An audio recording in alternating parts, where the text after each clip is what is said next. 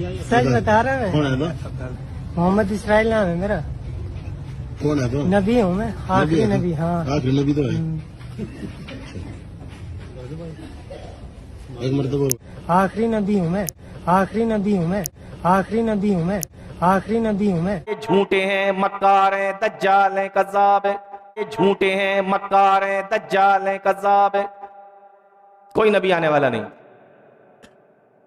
कोई भी धोखा देने की कोशिश करे क्या रे कि वो जिल्ली है कि बुरूजी है कि फलानी है कि ढिकानी है, कुछ नहीं। अब दूसरी निशानी देखें, प्यारी नबी फरमाते बुइस्तु अना वस्साअतु कहातैन, बुइस्तु अना वस्साअतु कहातैन।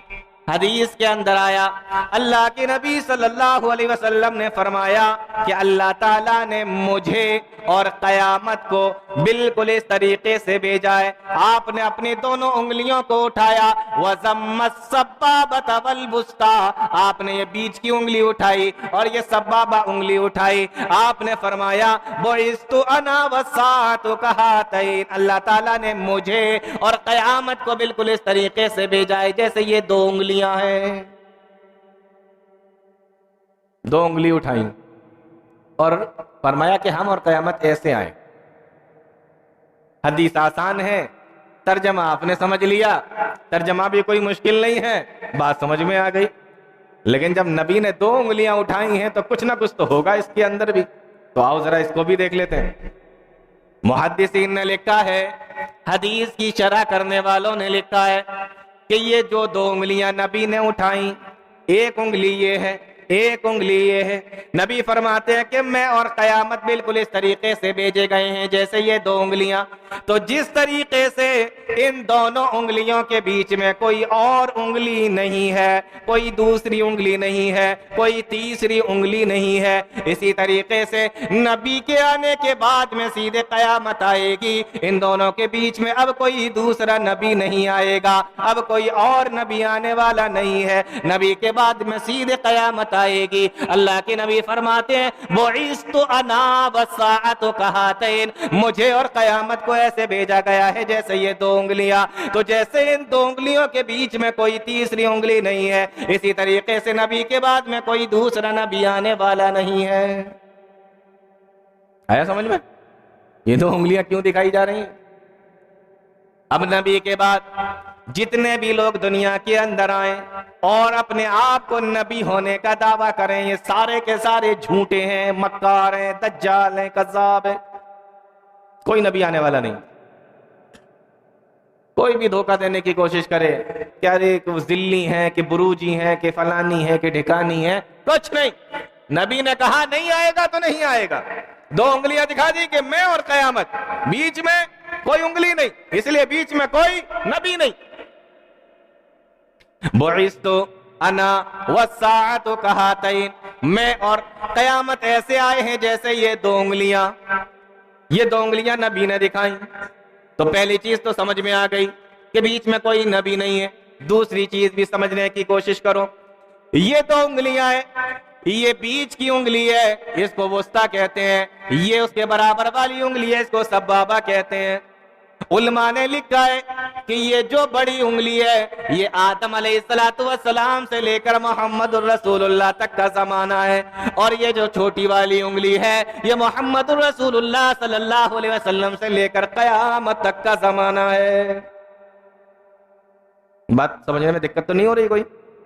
हाँ, ये जो बड़ी उंगली है ये आदम से लेकर मोहम्मद रसूलुल्लाह तक का जमाना है, और ये जो छोटी वाली उंगली है ये मोहम्मद रसूलुल्लाह से लेकर कयामत तक का जमाना है। मालूम ये हुआ कि बड़ा वाला जमाना तो गुजर गया, अब जो छोटा वाला जमाना था जिसके बाद में कयामत आना थी, ये जमाना चल रहा है, और इसमें भी 1400 साल का वक्फा गुजर चुका है। अब आप समझे कयामत कितने करीब है। तीसरी चीज समझे अल्लाह के नबी ने फरमाया कि मैं और क़यामत ऐसे आए हैं जैसे ये दो उंगलियां। अब इन दोनों उंगलियों को दोबारा से देखो, ये उंगली बड़ी है, ये उंगली छोटी है। ये आदम से लेके मोहम्मद रसूलुल्लाह तक का जमाना है, ये मोहम्मद रसूलुल्लाह से लेके क़यामत तक का जमाना है। देखने में बड़ी ये लगेगी और ये छोटी लगेगी, तो ये जमाना बड़ा है, ये जमाना छोटा है, लेकिन ये बड़ा जमाना अफजल जमाना नहीं है, क्योंकि इन दोनों उंगलियों में से अफजल उंगली कौन सी है? आप कहेंगे ये उंगली जिससे नमाज के अंदर हम इशारा करते हैं। तो जमाना बड़ा ये है, लेकिन जमाना अफजल ये है जो मोहम्मद रसूलुल्लाह सल्लल्लाहु अलैहि वसल्लम का जमाना है। फरमाया बुइस्तु अना वस्सातु कहतैन, मैं और क़यामत बिल्कुल इस तरीके से आए हैं जैसे ये दो उंगलियां। और बीच में जगह कितनी है? ये बिल्कुल छोटी सी जगह, बस इतने में जी रहे हैं हम लोग, है ना? बस इतनी सी जो देखना ही ना ये जगह, बस इसी में जी रहे हैं हम, यही है।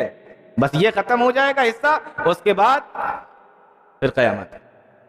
तो अल्लाह के नबी फरमाते हैं मैं और क़यामत ऐसे आए। मैंने शुरू में आपको बताया था कि क़यामत की निशानी होना तो कि ये बुरी ही होगी, ऐसा नहीं है। अब देखिए, नबी का आना दुनिया के अंदर रहमत है, कायनात के ऊपर रहमत है नबी का आना, लेकिन नबी उसको क़यामत की निशानी से जोड़ के बता रहे।